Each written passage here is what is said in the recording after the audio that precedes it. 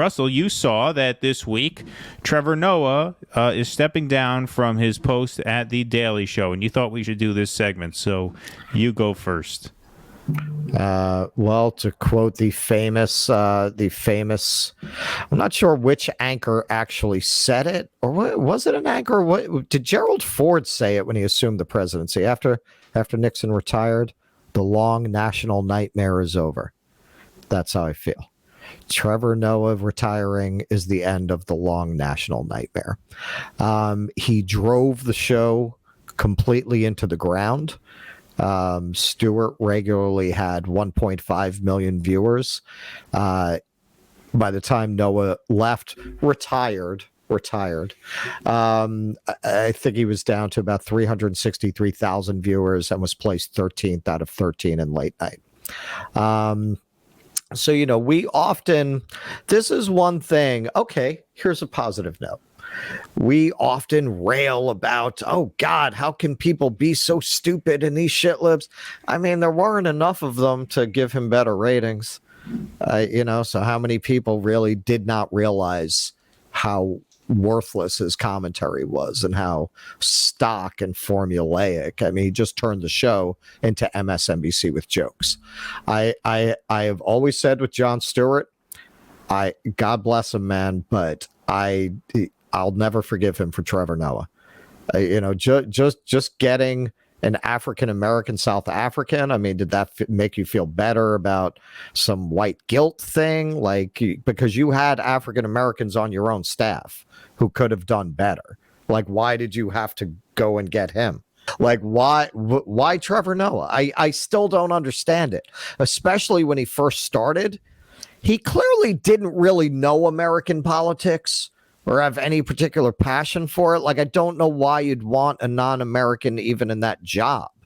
Why would you want, unless they'd been here for a very long time, long enough to have a real passion about it. From what I understand, he came right from South Africa and came over and took over this American political show. Would you hire an American comedian to go handle the equivalent in South Africa? It wouldn't make any sense. The whole thing just, I never understood why he chose it. The disconnect between how audiences felt about Noah and how the elite critics felt about Noah, that's typical. You see that everywhere. Oh, he's getting Emmys, but he sucked. Nobody liked him. No, obviously. His retiring here is very, it seems very face-saving. Yes, it's time to retire. Yeah, man, when you're 13 out of 13, it might be time to retire. Obviously, that's not how he framed it, but I can't imagine that he didn't look at the ratings and say, I better go. Yeah, I mean, I think his show sucks, and I don't think he's very good on it.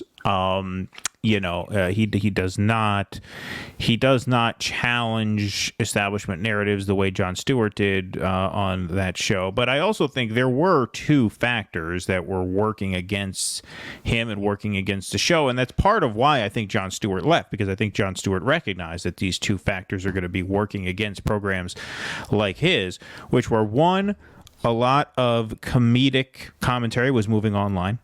YouTube was booming, around 2015.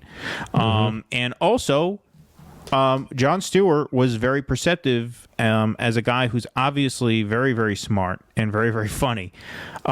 He realized that Trump was actually going to be bad for late night comedy, not good, right? Most people would think, your natural tendency is to think, oh, wow, Trump is rising. There's going to be a ton of material here. But Stewart, just like the South Park guys, Matt and Trey, they said, look, we did the thing where we made Mr. Garrison dress up as Trump, so we got a few digs in there. But generally, we're going to stay off this topic because it's too easy.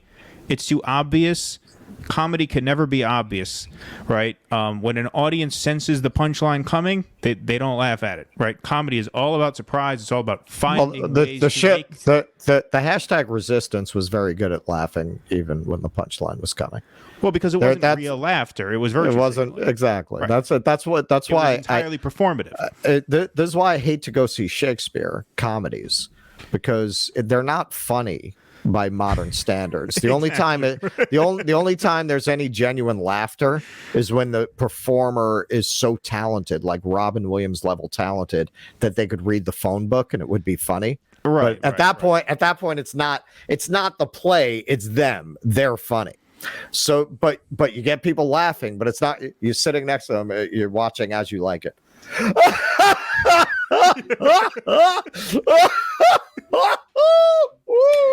That's the way to signal to their friend that they understand the Old English. You're right. That's it. They just want everyone to know that they understood the iambic pentameter. That's it. That's it. Right. Oh my God, it's like a spike in my fucking head. Like I can't go watch it for that reason alone. The other thing that made late night comedy so insufferable in the Trump era is that they were very boxed in by the fact that, like, what's actually funny about Trump is what they'll never laugh at, because that's what gets their blood boiling about Trump. What's funny about Trump is that he is Rodney Dangerfield, who will say anything at any time to anyone for any reason, and that's fucking funny. Right.